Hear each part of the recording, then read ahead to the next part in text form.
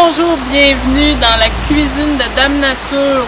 Aujourd'hui, c'est la première capsule d'une longue série, j'espère, qui va porter sur la nourriture qu'on peut trouver dans la nature, dans les bois et aussi sur notre propre terrain. Il y a beaucoup de plantes qu'on ne soupçonne pas qui puissent être comestibles sur notre terrain. Et puis je vais essayer de vous faire toutes sortes de recettes pour essayer de titiller vos papilles et votre curiosité pour en découvrir plus sur ce qui se cache dans les profondeurs des sous-bois ou de votre gazon.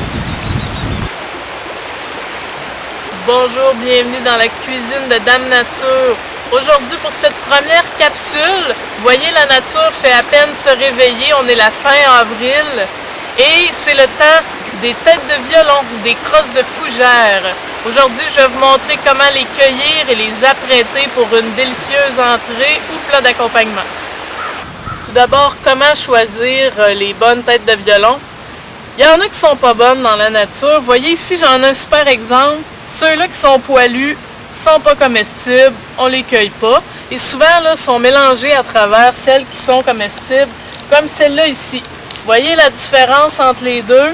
Il y en a un qui est bien poilu blanc ou des fois ça tourne au roux un peu plus tard dans la saison.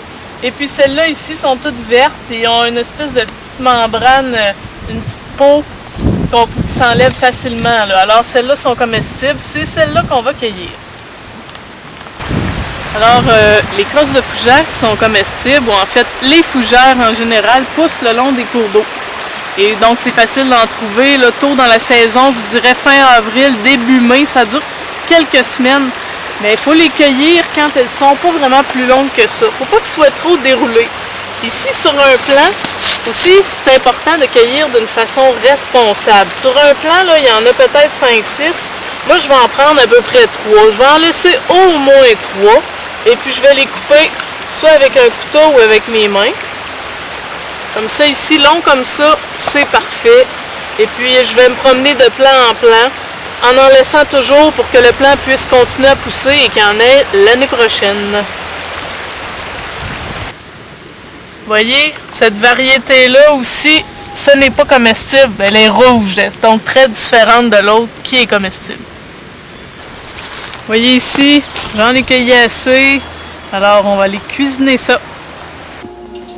Donc, pour cuisiner les têtes de violon, ici, là, dans mon lavabo, je mets de l'eau froide, le bouchon.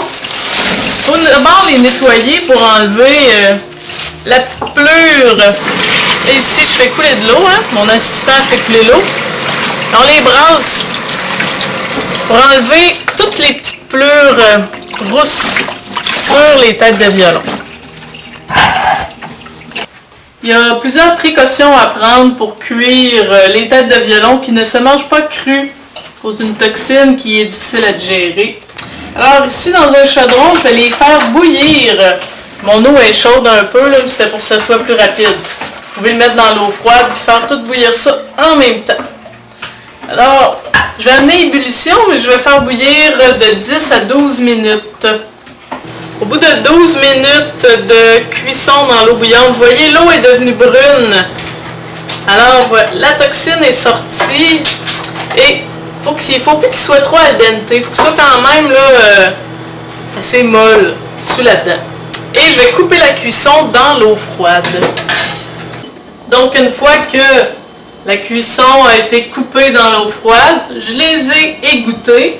Et maintenant, mais ça, j'ai le choix de les faire rebouillir dans une nouvelle eau propre, de les faire à la vapeur ou dans la poêle. Ici, j'ai choisi dans la poêle, avec un petit beurre citronné aux amandes. Alors, je vais faire fondre mon beurre. Quand mon beurre est tout fondu, avec commence à bouillonner et à brunir, je vais ajouter mes têtes de violon.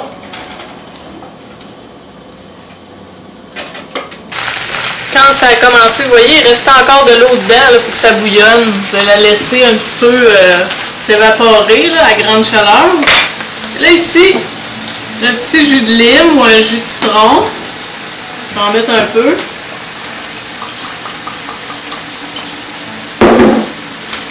Les amandes, je vais les mettre à la fin Je veux que mes amandes restent croquantes. Si je les envoie tout de suite, elles vont devenir molles.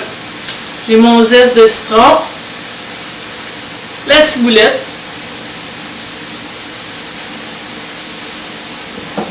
sel, poivre,